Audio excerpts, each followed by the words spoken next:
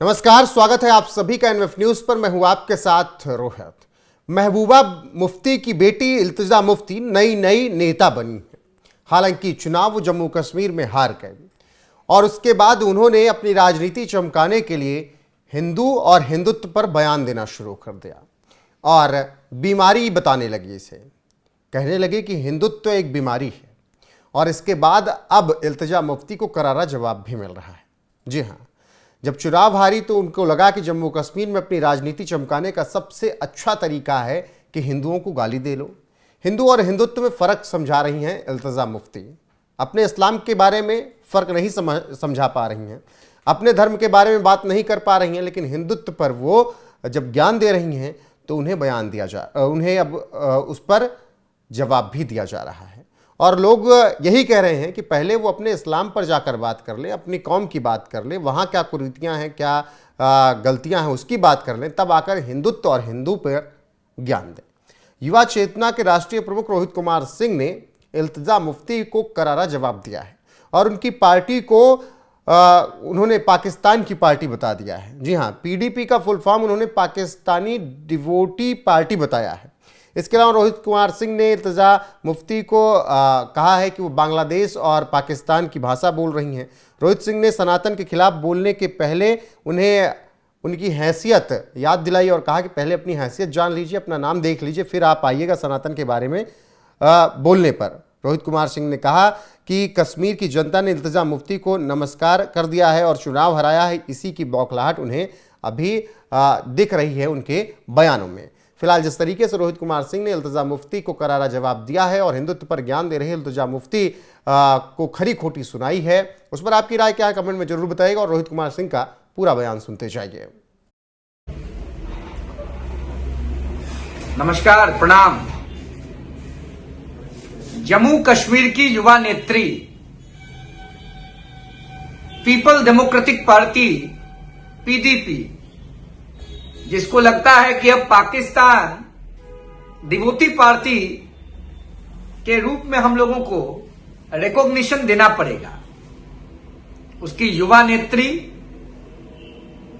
इल्तिजा मुफ्ती साहिबा ने जिस प्रकार से भारत और विश्व के मूल सनातन को लेकर गलत बयानबाजी किया है, हम उसकी घोर निंदा, भर्त्सना और उनके बयान का खंडन करना चाहते हैं, बल्कि खंडन करते हैं। पूरे देश में और पूरी दुनिया में सनातन धर्म के प्रति, भारत माता के प्रति, भारत की संस्कृति और सभ्यता के प्रति आस्था रखने वाले, विश्वास रखने वाले, समर्पण रखने वाले, मान्यता रखने वाले प्रत्येक व्यक्ति का मन मर्माहत है इल्तिजा के बयान को, इल्तिजा के व्यवहार से और इल्तिजा के मंशा को जानने के बाद। बताइए, भारत भूमि में रहकर, भारत में रहकर पाकिस्तान और बांग्लादेश की परस्ती की बात की जा रही है। क्या हो गया है भारत के नेताओं को? क्या हो गया है भारत के नेताओं के सुपुत्र और सुपुत्रियों को? कुछ दिन पहले इस प्रकार का घृणित बात वर्तमान में तमिलनाडु के उप मुख्यमंत्री और वर्तमान मुख्यमंत्री तमिलनाडु स्टालिन साहब के पुत्र उदयनिधि के द्वारा किया गया। अब जम्मू कश्मीर की वरिष्ठ नेता का दम्भ भरने वाली महबूबा मुफ्ती, जो पूर्व में मुख्यमंत्री भी रही हैं, जिनके पिताजी को 2-2 बार जम्मू कश्मीर का मुख्यमंत्री रहने का अवसर मिला है, उनकी सुपुत्री पूरी जिम्मेवारी के साथ सनातन धर्म के बारे में इस प्रकार का अनर्गल प्रलाप कर रही हैं। यह देश के प्रत्येक नागरिक के लिए बड़ा ही नागवार है। इल्तिजा जी, आपको आपकी राज्य की जनता ने निपटा दिया, क्लीन बोल्ड कर दिया। आप विधानसभा का चुनाव एक बड़ी लेगेसी के साथ लड़ रही थी। बड़ी बड़ी बात चुनाव के पहले दल लेख के पास बैठकर मीडिया के साथियों के साथ फरमा रही थी। आपको जम्मू कश्मीर की सम्मानित जनता ने नमस्ते कर दिया। आप इतना आहत हैं, इतना परेशान हैं, इतना हताश, उदास, निराश, मायूस हैं कि अब आप भारत के मूल के साथ छेड़छाड़ करने का दुस्साहस करने लगी। इल्तिजा जी, अपने सीमा में रहने का प्रयास कीजिए। हम सनातन धर्मावलंबी जो हैं, सनातन के प्रति सच्ची निष्ठा रखने वाले जो लोग हैं, वो गांधी के दर्शन में विश्वास रखते हैं। राम राज्य की परिकल्पना को साकार करने का प्रयास करते हैं। इसका मतलब यह नहीं है कि आपको जो मन में आवेगा आप वह बड़बड़ाना शुरू कर देंगे। बांग्लादेश और पाकिस्तान के अंदर जो हो रहा है, क्या उससे प्रभावित होकर आप मेंटली डिरेल्ड हो गई हैं क्या?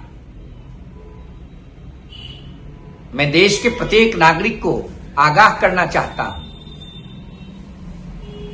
हम तो भारतीय संविधान में विश्वास रखने वाले लोग हैं, भारतीय लोकतंत्र को मजबूत करने का प्रयास करने वाले आम नागरिक हैं। बाबा साहब के दिए हुए सिद्धांतों का प्रतिपादन नित्य दिन प्रतिक्षण करने का प्रयास करते हैं। संविधान के अधीन रहते हुए, संविधान के प्रावधानों को मानते हुए ही काम करते हैं। बांग्लादेश में एक संत के ऊपर जो जुल्म ढाहा जा रहा है, उनको वकील नहीं मिल रहा है, उनके वकील के निर्मम हत्या का प्रयास किया गया।